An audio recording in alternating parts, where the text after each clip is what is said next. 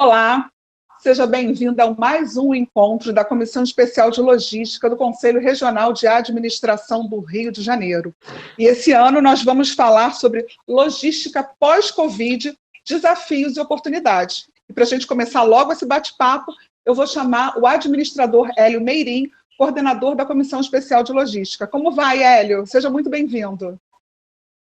Olá, Kátia. Olá, Júlio. Olá, Sandro. Olá, todo mundo que está nos assistindo. É um grande prazer estar aqui mais uma vez junto com todos vocês, né?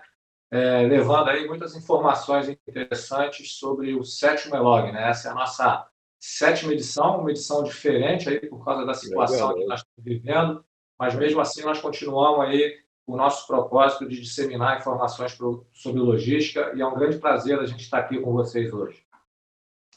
Prazer é nosso. Eu convido agora para cumprimentar a todos que estão nos assistindo de casa, o administrador Júlio Loureiro. Como vai, Júlio? Seja bem-vindo. Olá, Kátia. Boa tarde a você. Boa tarde a todos os nossos amigos logísticos aí do nosso Brasil. Parabéns pelo Dia da Logística, que foi comemorado agora no dia 6 de junho, em homenagem ao Dia D. Obrigado aí, Hélio, Sandro, também pela presença. E desejar a todos aí um excelente ELOG, que está em sua sétima edição. Obrigada, Júlio. E agora cumprimentando o Sandro Reis, nosso companheiro de muitas palestras no Conselho Regional de Administração. Como vai, Sandro? Seja muito bem-vindo. Olá, Kátia. Tudo bem? Comigo tudo tranquilo. Agradeço aí a participação, a presença, mais uma cobertura de um evento proporcionado aí pela Comissão de Logística. Eu tenho certeza que a gente vai fazer uma entrega bastante qualificada, como já é praxe dessa comissão, e as pessoas vão sair daqui bastante entusiasmadas com o que vão ouvir. Bom, vamos falar de desafios e oportunidades. O grande desafio que tem se apresentado nesse momento é que as compras online aumentaram. Já era uma prática do consumidor acessar a internet e buscar os seus produtos e aguardá-los chegar em casa. E aí eu pergunto para vocês, como é que está essa situação das compras online? Qual é o grande desafio da logística nesse momento? Bom, Kátia, acho que o primeiro dado importante, né, que a gente tem observado nas pesquisas, o comércio eletrônico cresceu na ordem de 35% o número de pedidos, né? Então, acho que grande parte dos negócios passaram a buscar essa digitalização, o que é extremamente importante, né? A única dica que eu dou aí para os nossos colegas de logística é que quando a gente digitaliza um negócio, não é simplesmente a gente tirar uma foto bonita e colocar esse produto numa plataforma para ser comercializado, né? A gente precisa de duas coisas, na minha maneira de ver, muito importantes. A primeira delas é a gente conseguir estruturar bons processos logísticos, né, para que a gente forneça uma boa experiência para o cliente. Porque senão o cliente talvez passe a fazer uma compra agora nesse momento da pandemia e ele não retorne.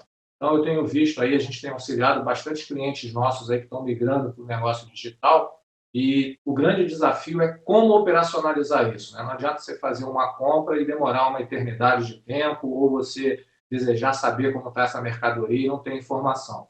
Então, junto com a digitalização do negócio, tem que vir toda uma infraestrutura de processos logísticos para suportar essa demanda e para oferecer uma boa experiência para o cliente, desde a entrada do pedido até a entrega. Júlio, você também coordena a Comissão de Turismo, né? E muitas novas iniciativas estão acontecendo nesse campo. Em relação ao que o Hélio falou, dessa estrutura, como é que você está vendo isso? Assim, o Hélio colocou bem essa questão de que as empresas não é simplesmente você migrar do presencial para o digital e achar que a coisa vai acontecer por encanto, né? Você tem todo o processamento do pedido, que ele vai acontecer no meio digital, mas em algum momento aquilo sai do computador, sai do aplicativo e precisa ocorrer a entrega física para as pessoas. Então, esta entrega física é que, em alguma medida, ela precisa estar muito bem calibrada, muito bem adequada, até porque, como estamos vivendo uma situação de isolamento, e a gente percebe isso em especial no segmento do turismo, a gente tem que ter certeza de que esses produtos vão ser entregues com uma qualidade, com uma proteção, né, com o mínimo, vamos dizer assim, de requisitos, né, de proteção para garantir até que você não venha a ser contaminado, né, por conta desta entrega. Tá? Então, assim, eu recebi, né, e a gente percebe que várias categorias vêm crescendo em participação por conta exatamente desse isolamento social. Por exemplo, compras de bairro tiveram um crescimento significativo, né, mercados, mercearias, hortifrutis, né, açougues, que fazem vendas locais, né, vendas de bairro, mas esse cuidado com a questão da entrega, que é justamente a última milha, ele tem que ser, né, muito bem pensado, muito valorizado. Um dia desses, fiz uma compra pela internet de itens de saúde, itens de higiene e limpeza, e, para minha surpresa, quando chegou a entrega, veio um volume apenas. Aí eu perguntei ao entregador, cadê o segundo volume? Que está aqui na etiqueta logística 1/2. Cadê o 2/2? Ah, não, isso aí vai ser entregue num carro maior porque não deu na moto. Falei, peraí, tem alguma coisa errada. Então, por que não deixou para as duas entregas acontecerem simultaneamente no mesmo meio de transporte? Então, eles geraram uma segunda entrega, acabaram tendo um custo, né, maior, porque eles terceirizaram essa questão da entrega e também aumentaram o risco de contaminação da própria entrega, né? Então, assim, precisam estes operadores terem a consciência do seguinte: quanto menos, né, mãos, né, quanto menos processos, né, de manuseio esse produto tiver, melhor. E ao ser manuseado, que ele também seja manuseado com a segurança, com cuidado, exatamente para preservar a integridade e a saúde dos clientes e consumidores. Sandro, como é que você está vendo a experiência das redes varejistas? O Júlio falou de algumas redes um pouco menores, né, que são os mercadinhos, as farmácias que ficam ali mais próximas da gente, que às vezes até fazem parte de uma grande rede. Como é que é a tua visão em relação a isso? Eu comungo da mesma visão que o Hélio, que o Júlio. E quando a gente fala de e-commerce, transações virtuais, até muito motivada pela própria indução, né, e a chegada da pandemia, eu vejo muitos empresários, né, querer migrar suas operações para esse novo modelo de atuação, mas achando apenas que a publicidade, como o Júlio muito bem colocou, um retrato, uma foto, um Instagram muito bem feito, um site com uma estética muito bem apresentável, isso é suficiente. E se esquecem do que realmente vai fazer a diferença na percepção do cliente, que é trabalhar os bastidores, né? Aí eu falo de estruturação de processo, tem pessoas, tem tecnologia, tudo isso trabalhando de uma maneira muito bem azeitada para você poder entregar, né, para a ponta final, que é o cliente que espera receber o seu produto, né, com a integridade, no prazo e na qualidade que você assim pactuou, prometeu, isso possa acontecer da melhor maneira possível. Então, eu vejo hoje um grande descompasso, né? No afã de querer vender, no afã de querer prospectar cliente, de oxigenar o seu fluxo de caixa, etapas desse processo de estruturação dos bastidores, que aí exatamente que entra a logística, eu vejo aí extremas vulnerabilidades, né? Ou seja, falta know-how, falta conhecimento e, sobretudo, falta consistência para poder estabelecer um processo que seja sólido e de modo que não deteriore a percepção do cliente. Hélio, a gente recebeu uma pergunta aqui da Elaine Souza, um comentário, uma pergunta. Ela diz assim: no mercado financeiro, o Brasil está mais barato, as empresas estrangeiras investem mais. Qual o impacto na área da logística? Bom, Kátia, isso é uma verdade, né? Assim, a gente está com a menor taxa de juros aí dos últimos tempos, né? Mas as empresas querem fazer negócio onde existe mercado, né? Então, a gente tem muita oportunidade aí, principalmente na parte de infraestrutura, né? Nós temos oportunidades aí em abarcar tecnologias que a gente ainda não tem nas nossas operações, né? Mas isso precisa que o mercado também esteja disposto a adquirir e consumir isso, né? Então, a minha visão é de que as empresas estrangeiras vão começar a se interessar cada vez mais por entrar em operações logísticas aqui, né? Quando o mercado estiver um pouco mais maduro em relação a usar mais tecnologia, a usar mais a logística como diferencial competitivo. Nós hoje já temos várias empresas internacionais operando no Brasil, a gente poderia aqui citar uma fila delas, mas acho que isso depende também de como nós, consumidores, vamos encarar essa retomada aí. Porque o empresário, seja ele de que nacionalidade for, ele quer colocar investimento onde ele pode ter retorno. Então, acho que a gente precisa entender como é que vai ser esse retorno, se depois que isso tudo passar, o mercado vai ser pujante, e todas as previsões econômicas aí que a gente tem lido é que a gente ainda vai ter um período aí de acomodação até voltar a crescer. Júlio, você acredita que o mercado estava preparado para essa situação, para essa mudança assim tão repentina? Olha só, Cátia, eu acredito que ninguém estava preparado, né? Se você perguntar hoje a qualquer pessoa no Brasil ou fora do Brasil se elas estariam preparadas para fazer uma imersão forçada numa situação de isolamento social, de quarentena, e a gente perceber tudo isso que vem acontecendo, eu acho que ninguém estava preparado. Mas em termos de tecnologia, como o Hélio pontuou, a gente já tinha, né? Principalmente nas médias e grandes empresas, já tínhamos algumas ferramentas que deram o suporte, que possibilitaram ter essa virada de chave. Tá? Então, a gente pode perceber que, por exemplo, durante a pandemia, o abastecimento de hospitais, farmácias, supermercados, né, itens de primeira necessidade, eles praticamente não sofreram nenhum impacto, não sofreram nenhum desabastecimento. Né? A gente percebe que houve um crescimento muito significativo no consumo em domicílio, né? Em entregas em domicílio, no delivery. Então, em linhas gerais, seja por conta dos aplicativos, que já eram boas plataformas para a propagação disso, seja na própria tecnologia que as empresas já tinham, elas de alguma maneira já estavam, né, mais ou menos preparadas.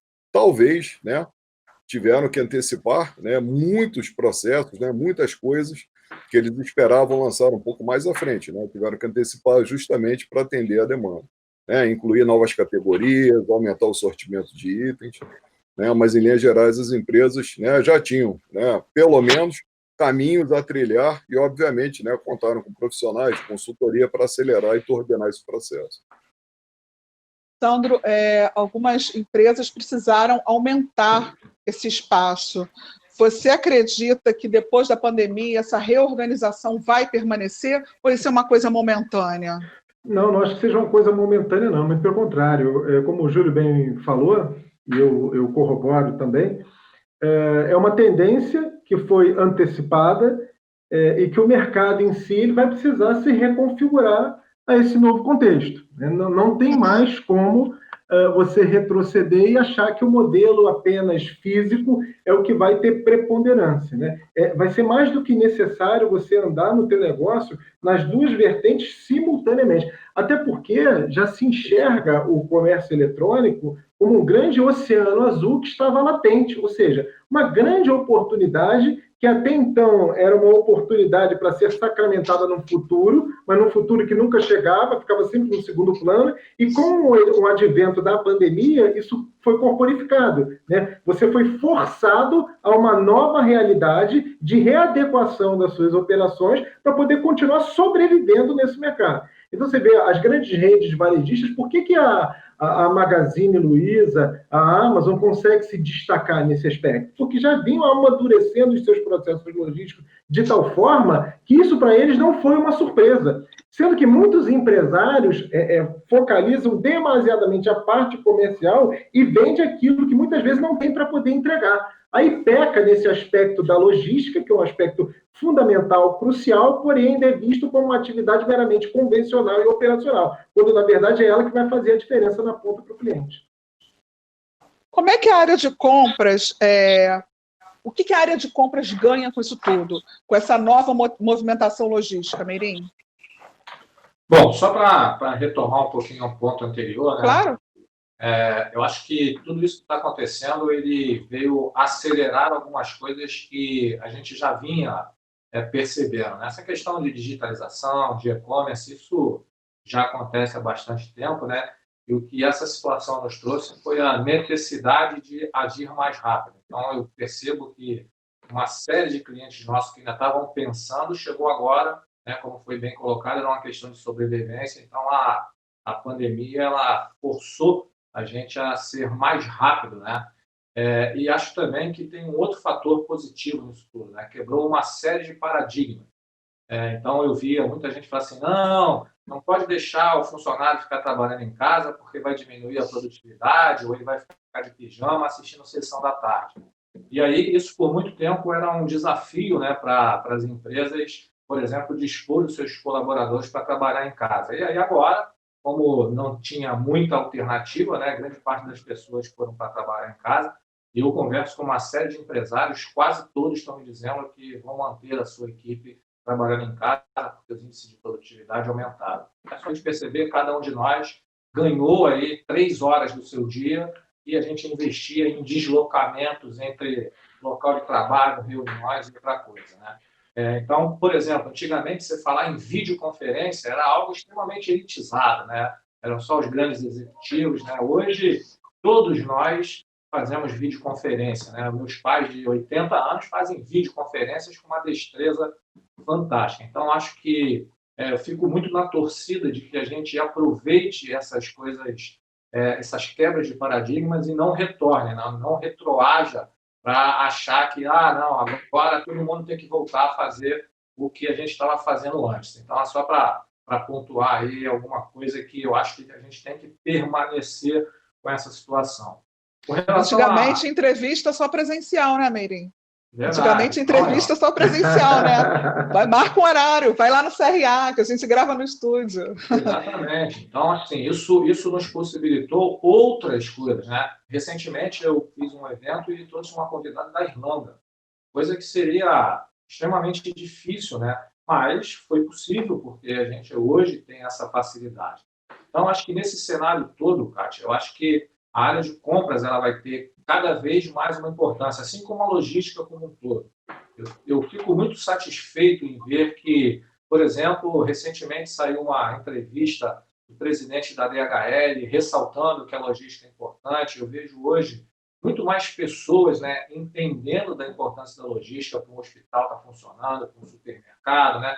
Como o Júlio falou, a gente teve quase zero de desabastecimento, né? O caminhão, que era um vilão há um tempo atrás, passou a ser idolatrado cada vez que as pessoas vinham um caminhão passando, porque sabiam que ia ressuprir alguma coisa. Então, eu vejo que não só a área de compras, mas a logística como um todo ganhou um papel de grande relevância, que sempre teve. Mas talvez a gente, uma situação, ter uma transparência nisso. Então, eu acho que cada vez mais o comprador vai ter um papel predominante, porque ele vai ter que negociar coisas em espaços cada vez mais curtos, ele vai ter que buscar cada vez melhores condições comerciais, porque, na minha visão, o que a gente vai viver vai ser uma escassez de recurso financeiro. Então, provavelmente, as empresas que vão se sair melhor vão ser aquelas que conseguirem ofertar os seus produtos ou os seus serviços por um custo mais adequado. E aí, custo adequado envolve uma série de coisas, inclusive comprar bem. Sandro, qual é a sua opinião disso? Você acha a mesma coisa? Você acha que tem diferença dos comércios menores, do microempresário? Eu não tenho a menor sombra de dúvida de que existia até pouco tempo um elemento que eu considero um câncer comportamental, que é a chamada procrastinação. Sabe aquela coisa de você entender que é preciso fazer, porém você sempre protela, deixa sempre para depois? Era mais ou menos o que acontecia no tocante a você se preparar, logisticamente falando, para uma situação de contingência ou uma situação de força maior, como aconteceu agora na pandemia. Você foi forçado a antecipar aquilo que você não queria se envolver de uma maneira mais engajada, mais compromissada. Então, quando o elemento surpresa ele se faz presente, né, tudo leva a você ter que desenvolver ações que até então não tinham sido tão bem planejadas, e por não estarem bem planejadas, gera surtos de ineficiência até que você consiga estabelecer um amadurecimento, né, e um engajamento no processo. Isso foi o que aconteceu com muitas empresas pelo fato de negligenciarem o esmero, o azeitamento, a estruturação do processo logístico.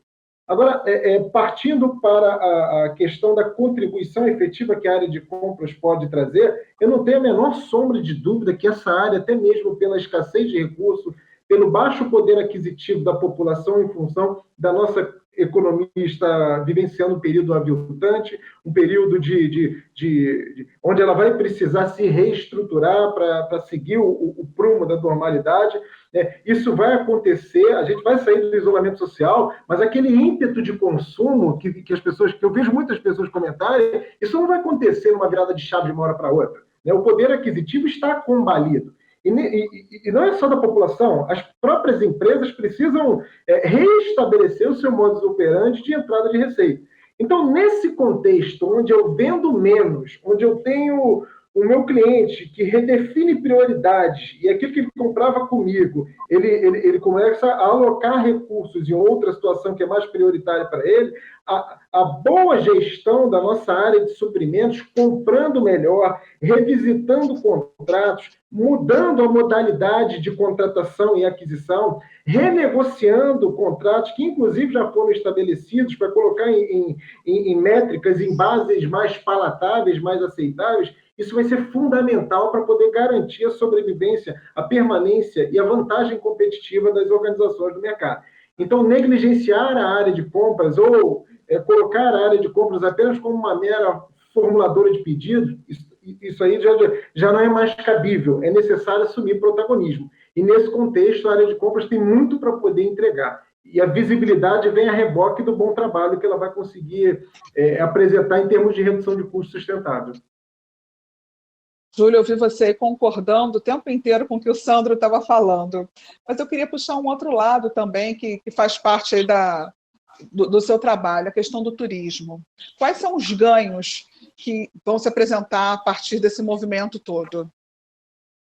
Bom, assim, a gente percebe que a figura do comprador, ele deixa de ser um mero tirador de pedidos, né, como o Sandro muito bem colocou, e aí eu tenho, vamos dizer assim, muita liberdade de falar sobre isso, porque eu já tive a oportunidade em 2 vezes durante a minha carreira ser comprador, né, ter tido a oportunidade de atuar como comprador em empresas de projeção, empresas de grande porte e projeção nacional, né?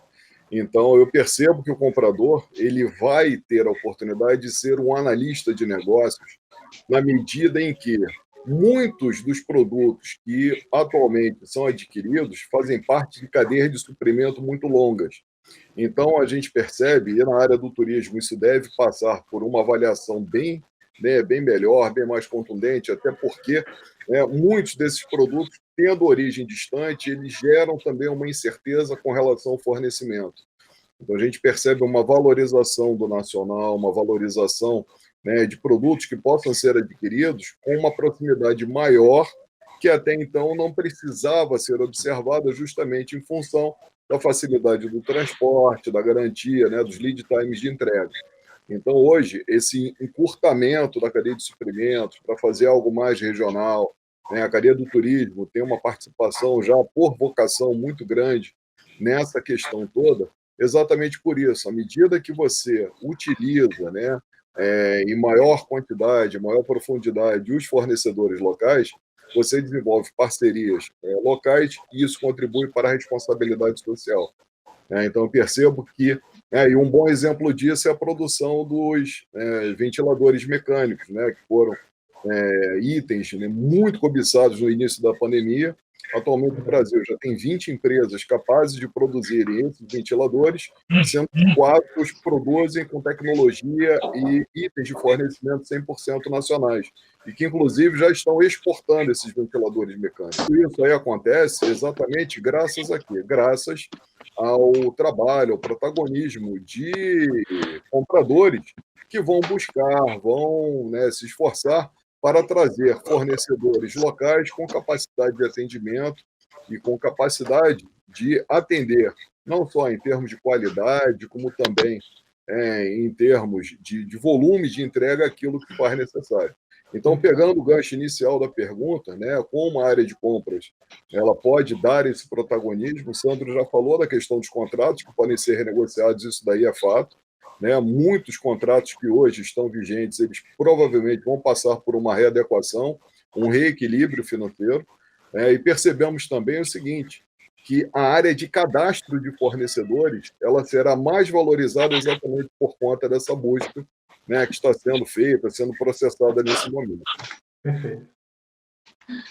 Ok. Ainda falando um pouquinho com você, um dos assuntos que você já falou bastante com a gente lá no Conselho é sobre a mobilidade urbana. Aconteceram algumas modificações nesse processo de entrega de muitas empresas. Você acredita que essas iniciativas usadas agora, elas vão ser mantidas? Você acha que a gente vai colher frutos disso? Com certeza. A chamada Last Mile Delivery, né, que é a entrega da última milha, que é exatamente quando você faz o produto chegar nas mãos da pessoa que comprou, que adquiriu, que, enfim, vai utilizar aquele produto, né? Hoje, por uma questão do isolamento social, muitas pessoas não têm condições ou preferem não ir à rua para comprar os seus produtos. Óbvio que, passado, né, esse momento de isolamento social, à medida que forem ocorrendo as liberações, né, com segurança, né, tudo devidamente monitorado, né, e de uma forma cadenciada, pode ocorrer, né, espera-se que ocorra uma redução, mas não será uma redução tão grande quanto os patamares que nós tínhamos no início, né, do isolamento social. Exatamente por quê? Porque as pessoas, elas adquiriram o hábito, elas adquiriram, né, essa possibilidade de utilizar esses produtos, né, adquirir produtos, adquirir, né, isso de uma forma mais tranquila dentro de casa. Então, muitas passaram a incorporar nas suas rotinas diárias exatamente essa possibilidade, né, de contarem com esses produtos de uma forma, né, que nós imaginamos, pelo menos, que ela seja de uma forma mais, vamos dizer assim, incorporada às suas rotinas diárias. Tá?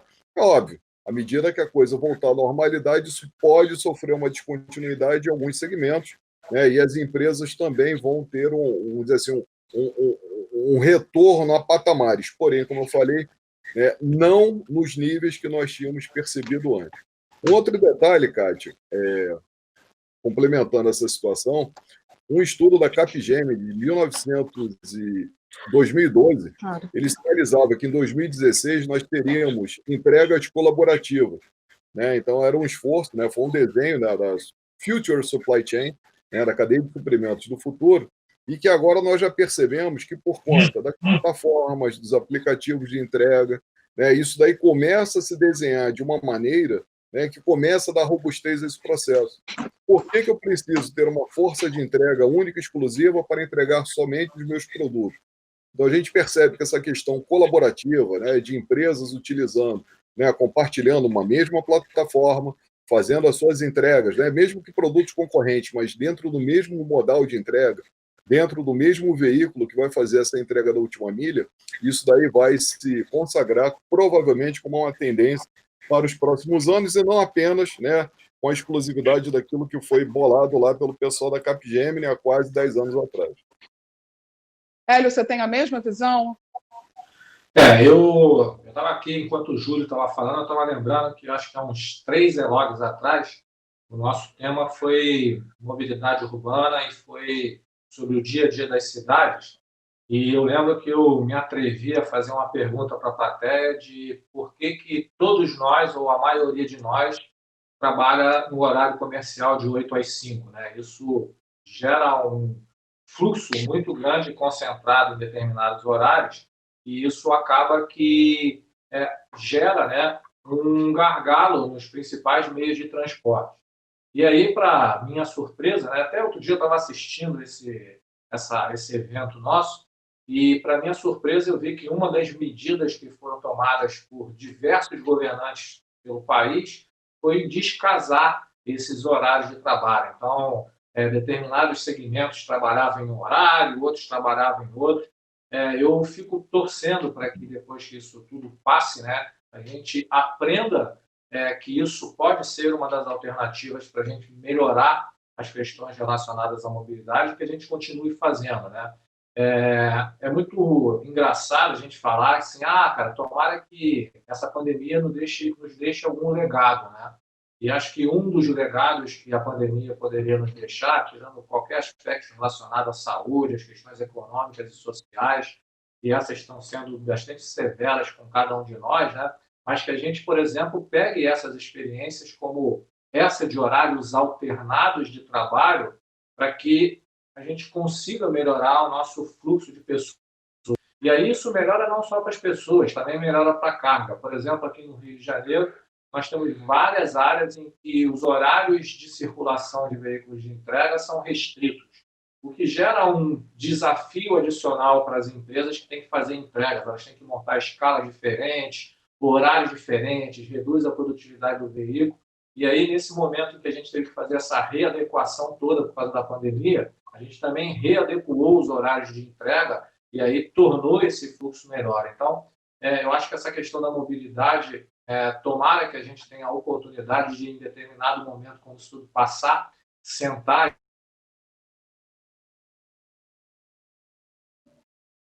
lá e falar, cara, o que nós aprendemos sobre mobilidade nessa situação? Aprendemos isso, isso, isso. Pô, vamos continuar fazendo? Vamos, isso aqui não deu certo. Então, acho que a gente tem um ponto aí bastante importante para que a gente avance ainda mais nas questões relacionadas à mobilidade. Sandro, suas contribuições sobre mobilidade urbana. É interessante esse tema da mobilidade, né? Porque, vejam, é preciso acontecer um evento para que a reflexão ela possa se descortinar, né? Ou seja, a antecipação, o planejamento, o ato de vislumbrar um cenário de melhoria das condições de mobilidade de maneira antecipatória, isso acaba não acontecendo. A gente depende de eventos pontuais para tentar operacionalizar e fazer com que aconteça. A gente vê, hoje, na pandemia, já gera uma reflexão de que é necessário repensar a mobilidade urbana, porque a gente vê hoje gargalos assim que atrapalham a produtividade, geram maior nível de custo, prejudicam o nível de serviço na ponta final para o cliente. Agora, na pandemia, isso está sendo repensado. Há 4 anos, na época da Olimpíada, eu me recordo muito bem, que muitas obras de infraestrutura foram necessárias para poder modernizar e até mesmo adaptar a cidade, né, na questão da mobilidade, para poder receber eventos de porte, né, em sequência. Veio o Pan-Americano, veio a Copa do Mundo e vieram as Olimpíadas, que era um projeto de maior vulto, que ia mexer com as estruturas da cidade. Então, começaram a repensar. Então, em 2012, foi implementado o sistema de BRT, como se fosse a panaceia da mobilidade, como se fosse resolver todos os problemas inerentes à mobilidade com uma pseudo-promessa de entregar o menor intervalo de tempo de um ponto ao outro e melhorar na ponta final a qualidade de vida da população, que infelizmente acabou não acontecendo, né? Não aconteceu, você vê a precariedade desse transporte, né? O ônus maior, né? E a gente não conseguiu pensar estrategicamente no modelo sobre trilhos, que é o ideal, que vai desafogar, que vai trazer melhores e maiores benefícios para a população, porém isso foi negligenciado. A gente adota soluções paliativas e acaba não conseguindo pensar, de fato, com a densidade necessária no que realmente vai fazer a diferença na mobilidade da população. Ok. No ponto de vista de vocês, quais são os setores que estão sendo mais impactados nesse momento? Quando a gente fala lá não sei se ainda se usa esse termo, central de distribuição, ainda se usa, não, né? É antigo? Não. Se usa, então tá bom. Eu também trabalhei numa grande rede varejista que tinha vários centros de distribuição e eu era muito encantada toda vez que eu chegava lá para fazer algum trabalho dentro dessa área. E tem uma diferença muito grande na entrega dos mais diversos produtos, né? Ainda mais quando se fala de um supermercado que tem, além de alimentação, dos perecíveis, tem, às vezes, coisas para casa, de um modo geral. Então, quais são as áreas mais impactadas dentro da logística? Eu tenho percebido que as áreas mais impactadas são aquelas que estão relacionadas à mudança do comportamento do consumidor. Então, vamos só pensar aqui. Cada um de nós aqui tinha um comportamento de compra, talvez de comprar uma quantidade maior, e isso vem se reduzindo. Então, acho que o primeiro impacto que a gente vai perceber é que cada vez mais as entregas vão ser mais fracionadas, ou seja, os consumidores, ou por uma questão de restrição financeira, ou por uma questão de comportamento de compras, nós vamos fazer compras mais fracionadas. Então, isso vai demandar um processo de separação, de picking, um processo de packing, de embalagem, um processo de distribuição diferenciado, porque você vai sair com muito mais entregas. Eu lembro que algum tempo atrás, nós fizemos um projeto em que um veículo fazia 20 entregas no Rio e, com o passar do tempo, esse número chegou a 40, ou seja, os consumidores estão comprando quantidades menores. Uma outra coisa ainda nesse aspecto é que cada um de nós agora tem o desejo de receber aquilo cada vez mais rápido, né? Então, a compra pela internet, ela te passa a sensação de que, como você fez tudo rápido e debitou do seu cartão de crédito rápido, a mercadoria também tem que chegar rápido. Então, a gente precisa ser cada vez mais ágil. E tem um detalhe adicional, é que existe uma parcela da população que quer receber em horários pré-determinados, ou por desejo ou por não conseguir. Então, por exemplo, para quem trabalha, para quem vive em apartamentos, talvez tenha alguma facilidade do seu porteiro receber, mas para quem mora em casa, se trabalha o dia inteiro, já não tem essa facilidade. Então, a gente percebe que o aspecto relacionado à distribuição talvez seja o que vai precisar ser mais ágil. E aí a gente vai ter uma série de outras coisas aparecendo. Então, nós já temos hoje entrega em lockers, né? Então, todos nós podemos comprar alguma coisa e pedir para entregar no locker e retirar sua mercadoria numa estação do metrô, numa rede de fast food, né? Então, no meu ver, essa mudança de perfil do consumidor, Kátia, ela vai impulsionar para que a gente busque formas diferentes de fazer todo esse ciclo do pedido, principalmente lá no aspecto relacionado à entrega para o cliente. Júlio. Bom, eu tenho alguns dados aqui que eu reuni que falam o seguinte, que o segmento de alimentos e bebidas, que é um segmento muito sensível, inclusive, para a área da hotelaria, né, para a área do turismo, ele teve, durante esse período de pandemia, as entregas, né, com delivery, um crescimento de 44%, segundo o site Compre e Confie. Ainda de acordo com o Google, eles informam que as entregas de bairro cresceram em torno de 200% durante esse período da pandemia. E a ABICOM, que é a Associação Brasileira de Comércio Eletrônico, ela informa que os itens relacionados à saúde, né, aí entra farmácia, higiene pessoal, eles cresceram 131% em relação aos patamares anteriores à pandemia, né, que as vendas pela internet cresceram 30%, beleza e perfumaria 74%, instrumentos musicais 56%, pet shop 47%, esporte e lazer 40%.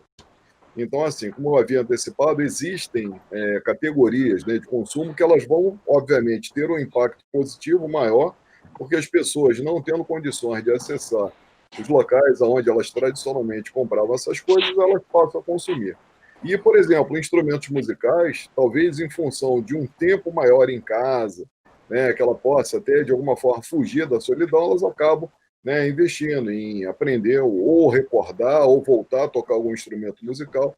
Então, assim, algumas categorias vão ter um crescimento e outras, em função de ter um peso ainda maior, né, uma dependência maior na questão presencial, essas aí vão sofrer, né, um retraimento. E depois, futuramente, elas vão, com certeza, avançar. A área de prestação de serviços, ela teve um recuo significativo, exatamente por isso, né, em função de muitos negócios terem encerrado as atividades temporariamente e as pessoas terem sido deslocadas para o ambiente domiciliar para fazer as atividades em home office, né, muitos escritórios, até mesmo muitos hotéis, restaurantes fecharam, né, então alguns ainda continuaram operando, fazendo atendimento de entregas, né, de alimentação, usando principalmente aplicativos. Muitos hotéis acabaram fazendo a opção de transformar a sua estrutura em estrutura dormitório para profissionais da área de saúde, né? Outros acabaram fazendo a utilização do seu espaço exatamente como área de coworking, né? Para que as pessoas, né, precisando ter um espaço melhor para trabalhar, para poder lidar, enfim, com clientes, né? Ter um ambiente mais tranquilo do que aquele que provavelmente teriam em casa, elas acabam optando por essa modalidade.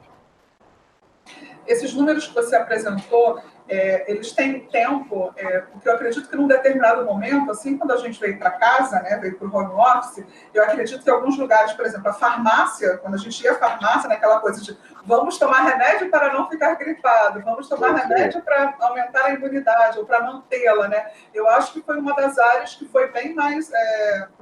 não sei se essa é a melhor palavra, atingida. Nessa sua pesquisa, nesses números que você apresentou, ele identifica essa diferenciação das empresas, dos tempos e movimentos das entregas?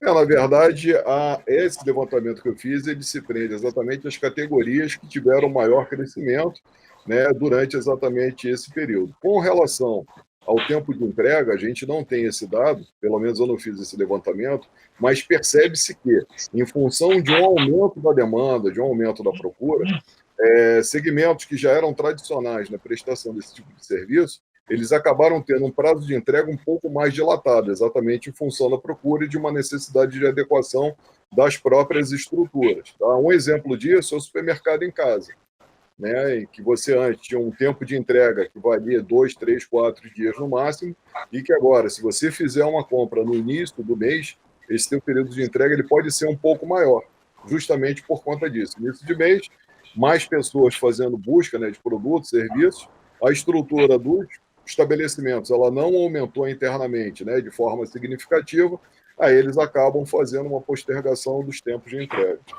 Tudo exatamente para adequar a demanda e a oferta, né, do serviço. Sim. A questão da segurança, o Júlio falou agora, Sandra, a respeito de uma diversidade de produtos sendo entregues, né? E aí o Hélio falou para a gente do pessoal que mora em prédios. Né? Alguns prédios nem tem porteiro, né? Ou quando tem portaria, às vezes tem portaria num determinado pedido, num determinado período. Então, às vezes as pessoas pedem para entregar até nos seus próprios trabalhos, né? Porque fica mais fácil. Mas como é que fica a segurança disso tudo, né? Ela está sendo reforçada? Como é que está sendo vista? Que a Ana Arthur Ferreira falou para a gente assim numa das nossas mídias. O problema que não tem no Canadá e que tem aqui é que no Canadá você pode deixar na porta de casa que ninguém vai levar. Como é que está sendo esse cuidado do deslocamento, já que a gente não pode falar das casas? É interessante, a gente precisa analisar a raiz desse problema, que é um problema bom, que leva ao aprimoramento e ao aperfeiçoamento. Que dá um encontro. Exatamente. Se a gente se estender aqui, né? Então, voltando, existe um conceito chamado antropologia do consumo, onde ele objetiva mapear o comportamento contemporâneo do consumidor. Né? Foi-se o tempo onde você oferecia um produto, um serviço de maneira padronizada, enlatada, e colocava a goela dentro do consumidor e tinha que aceitar, né, naquela qualidade, naquele formato que você idealizou, não no nível de customização que ele gostaria. Quando a gente entra hoje com esse consumidor mais cético, né, mais duvidoso, mais consciente e, sobretudo, mais exigente, isso vai nos remeter a um esforço logístico de azeitamento das nossas operações muito maior, que vai envolver, inclusive, essa parte de segurança. E quais os fatores que abrangem? Por exemplo, a variabilidade. Né? Você precisa ter hoje um mix, né, muito mais sortido de produto e serviço. Hoje o cara pede, por exemplo, pelo comércio eletrônico, ele pede um telefone celular, que é algo mais corriqueiro, algo mais usual, mas ele pode pedir também 1 quilo de açúcar, e você precisa garantir, né, que tenha esse sortimento para que ele possa gerar, para que você possa gerar a propensão de recompra com ele. Né? Outra coisa também não basta ter um mix variado, porém, se você não tem disponibilidade para entregar, né? Então você suscita o desejo, o cara vai e operacionaliza a compra, porque ele se sentiu interessado e atraído pela sua oferta, porém na hora de sacramentar você não tem a disponibilidade. Ou você vende no chamado overbooking, vende aquilo que não tem, causando frustração para o consumidor. Então, variabilidade, disponibilidade, celeridade, né? Não adianta comprar hoje, a gente está num nível de contemporaneidade que exige cada vez mais celeridade, instantaneidade no seu atendimento. Então, não adianta fechar uma compra hoje, prometer para poder entregar daqui a 20, 21 dias. Né? Esse tempo de lead time já não é mais cabível aos olhos do consumidor. Tudo precisa ser célere, tudo precisa ser instantâneo. E outra questão é a integridade. Né? Não adianta nada você vender algo que você dispõe do teu mix variado, porém, quando chega nas mãos do consumidor, chega totalmente avariado, gerando para ele uma grande frustração. Né? E outra coisa é a recepção desse bem. Eu tive um problema há pouco tempo, né, onde eu fiz uma compra lá no chamado Mastercard Surpresa, você compra 2 tênis, ganha 2. Né? Legal, perfeito. O que aconteceu? Eles bateram aqui na porta do condomínio 3 vezes para poder entregar. Não entregaram. eu precisei marcar com o fornecedor para ele poder entregar na minha mão num determinado dia. E quando entregou, ainda entregou de maneira errática, faltando exatamente o brinde, né, que eram os 2 tênis adicionais. Então, vejam, gera uma quebra de expectativa, um alto nível de insatisfação, quando eu não consigo coadunar todos esses fatores, né, e fazer com que o consumidor ele pense 2 vezes antes de querer ter um ato comercial novamente comigo. Hélio, a gente tem mais uma perguntinha aqui, ó. Mesmo com o aumento, na verdade, um comentário, uma crítica. Mesmo com o aumento da entrega delivery, houve muita dificuldade na entrega dos produtos. Ainda está acontecendo essa dificuldade na entrega dos produtos. Então, isso aí eu acho que remete lá ao nosso iniciozinho, né? Eu acho que, infelizmente, tem muitas empresas que digitalizaram os seus produtos e digitalizaram o seu front office lá de venda e não conseguiram dar a devida atenção nas questões relacionadas aos processos de recebimento de pedido, de separação, de embalagem e de entrega, né? Paralelamente a isso, a gente teve o principal player aí que fazia operação de comércio eletrônico, né? Uma série de dificuldades aí, então a gente assiste aí no noticiário diariamente aí, né? Que a gente perdeu aí um player que era muito importante na questão do comércio eletrônico, ele teve uma queda no nível de serviço e aí tem muita gente reclamando. Então, acho que isso que ela falou ela é verdade. A gente todos os dias assiste os principais telejornais, pessoas na fila de centros de distribuição ou de agências para retirar a sua mercadoria, né? E é provavelmente porque a gente não conseguiu estruturar, né, o back-office igual estruturou o front-office. E aí faltou essa questão. Eu só queria um segundinho para falar de novo da questão da segurança, né? Sim, claro. Acho que isso, como bem colocado, no Canadá é diferente, né? Mas aí também não adianta a gente ficar achando que isso nunca vai chegar aqui. Eu acho que a gente tem que usar de processos mais inteligentes para tentar minimizar isso. Então, uma das coisas que eu venho observando aí para melhorar a segurança na entrega são as entregas nos lockers, né? Então, tem essa questão de você não estar em casa ou tem a questão de você morar no local onde muitas empresas optam por não fazer entrega, e aí você vai ter uma caixa postal, onde você vai falar, eu trabalho no centro da cidade, eu desembarco na estação da Uruguaiana, eu vou lá e retiro a minha mercadoria lá. Isso já está crescendo, nós já temos hoje uma série de lockers espalhados, eu acredito que isso vai ser uma modalidade que vai se expandir, a gente vai ter lockers em redes de fast food, em shopping centers, em postos de gasolina, e aí isso vai te dar um pouco mais de segurança no ato de receber a sua mercadoria. Como tudo na vida, você não vai conseguir comprar uma geladeira e um fogão para o cara botar dentro daquela caixinha, mas pelo que a gente conhece aí das compras através do e-commerce, a maioria delas, né, é concentrada em produtos de pequenas dimensões que poderiam ser utilizados logo. Assim como tem outras coisas que estão sendo pensadas, né, para reduzir esse risco, né, não só da mercadoria, também como do entregador e nosso, né, de ir receber um material. Então, acho que isso está sendo pensado. Eu aprendi ao longo do tempo que toda necessidade ela nos ajuda a pensar numa alternativa melhor do que a gente tinha antes. Então, acho que isso é mais um aspecto que a gente vai ser impulsionado a pensar outra coisa. Eu não gosto muito de achar, não, isso não vai dar certo. Eu acho que tem que dar certo e a gente vai ter que ser um pouco mais criativo. A gente está quase no final do nosso programa, então eu queria deixar uma última perguntinha, já que a gente... o tempo passa rápido quando a conversa é boa. A gente falou muito da logística aqui, mas a logística internacional, ela também está comprometida, Júlio? Olha, eu até numa das minhas falas eu tinha falado a respeito do protagonismo do comprador exatamente nessa questão da logística internacional, né?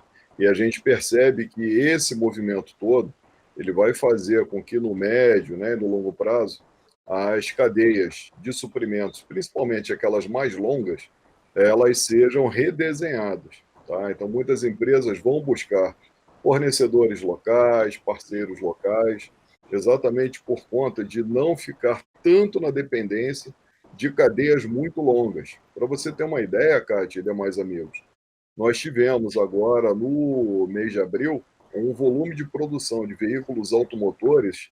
Existe a questão, né, do desaquecimento do consumo em função da pandemia, mas, por outro lado, também, muitos dos componentes que estão utilizados na montagem dos veículos nacionais simplesmente não conseguiram chegar nas linhas de montagem em tempo. Então, os estoques foram consumidos, aqueles contêineres que estavam, né, em portos alfandegados, né, o chamado Porto Seco, eles também, os estoques foram consumidos e simplesmente optou-se por paralisar as linhas de produção ou reduzi-las a um nível muito baixo. Tá? E para você ter uma ideia, nós chegamos a patamares da década de 60. Né? Isso nunca tinha acontecido na história recente do nosso país, que chegou a registrar 3 milhões de veículos produzidos por ano. Né? Então, acredito que também lições aprendidas, né, legados dessa pandemia, um deles vai ser esse. Né? Em alguma medida, alguns, né, segmentos de negócio vão provavelmente reduzir a sua dependência externa, facilitando com isso, né, aumentando, incrementando a produção local. Então, o movimento logístico que a gente percebeu, grandes empresas fazendo navegação, fazendo deslocamento, principalmente as empresas aéreas, durante aí um bom tempo, isso daí vai deixar de ocorrer no volume que tinha anteriormente, né? E vamos perceber um crescimento exatamente das transações no nível regional e local. Estamos chegando ao fim. Eu queria agradecer muitíssimo vocês por esse bate-papo na tarde de hoje, nas nossas casas, né?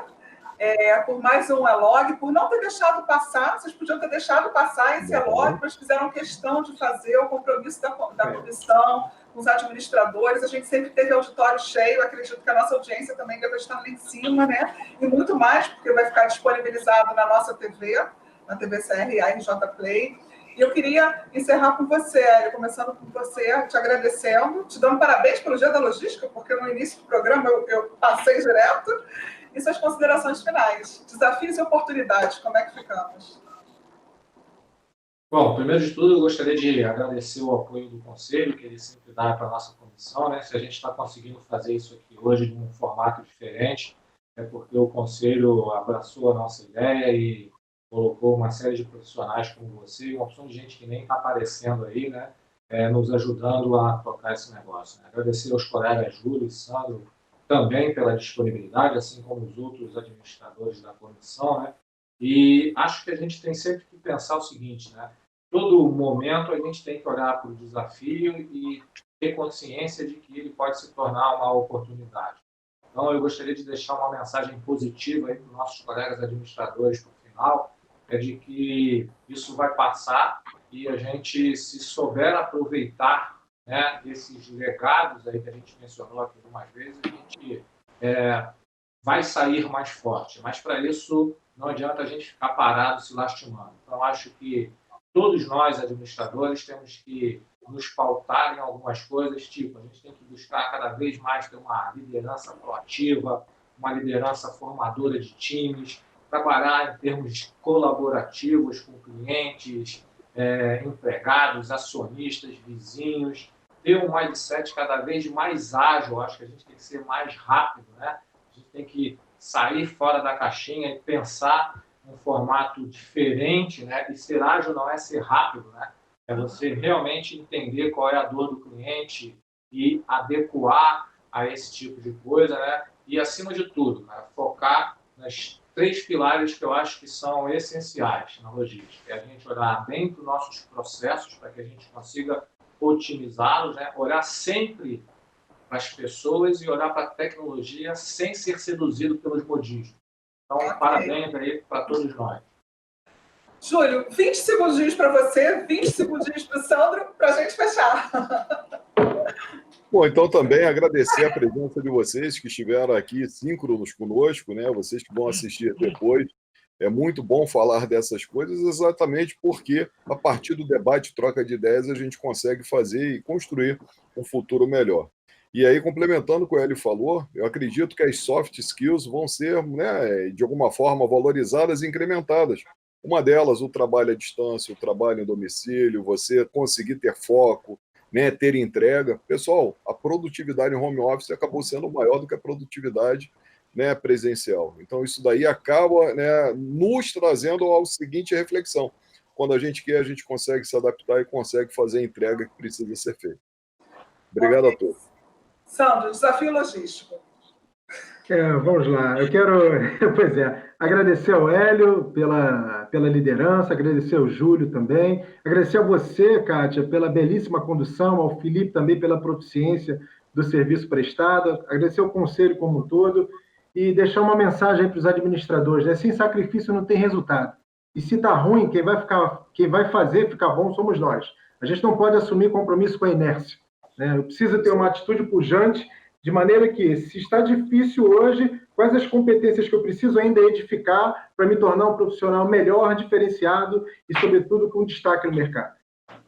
Ok. Mais uma vez, muitíssimo obrigada a você que esteve conosco. Agradecimento aqui aos administradores que dividiram conosco tanto conhecimento.